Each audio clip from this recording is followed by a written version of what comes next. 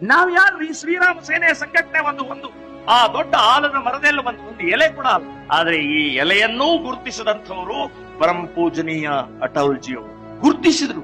ನಮ್ಮನ್ನ ಕಳೆದ 20 ವರ್ಷದಿಂದ ಬೆನ್ನ ತೆಪ್ಪರಿಸಿದ್ರು, ಪ್ರೋತ್ಸಾಹ ಕೊಟ್ರು.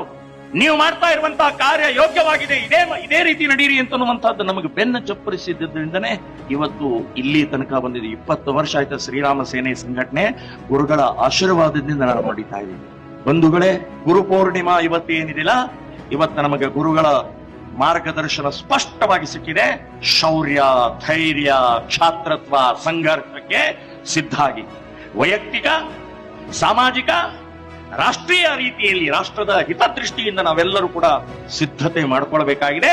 ವೈರಿ ಯಾರು, ಶತ್ರು ಯಾರು, ಮಿತ್ರ ಯಾರು ಅಂತನ್ನುವಂತ ಗುರುತಿಸಿಕೊಳ್ಳುವಂತಹದ್ದು ಸ್ಪಷ್ಟವಾಗಿ ನಾವು ತಿಳ್ಕೊಳ್ಬೇಕಾಗಿದೆ. ಮತ್ತೆ ಮತ್ತೆ ಮತ್ತೆ ಎಡವೋದು ಬೇಡ, ಮತ್ತೆ ಎಡವೋದು ಬೇಡ. ಸೊ ಇಂಥ ಸಮಯದಲ್ಲಿ ಇವತ್ತು ಕ್ಷಾತ್ರತ್ವ ಬೇಕಾಗಿದೆ. ಛತ್ರಪತಿ ಶಿವಾಜಿ ಮಹಾರಾಜರ ಆ ಕ್ಷಾತ್ರತ್ವ ಬೇಕಾಗಿದೆ. ಒನಕೆ ಓಬವ್ವನ ಕ್ಷಾತ್ರತ್ವ ಬೇಕಾಗಿದೆ. ಕಿತ್ತೂರು ರಾಣಿ ಚೆನ್ನಮ್ಮನ ಕ್ಷಾತ್ರತ್ವ ಬೇಕಾಗಿದೆ. ಸಂಗೊಳ್ಳಿ ರಾಯಣ್ಣನ ಕ್ಷಾತ್ರತ್ವ ಬೇಕಾಗಿದೆ.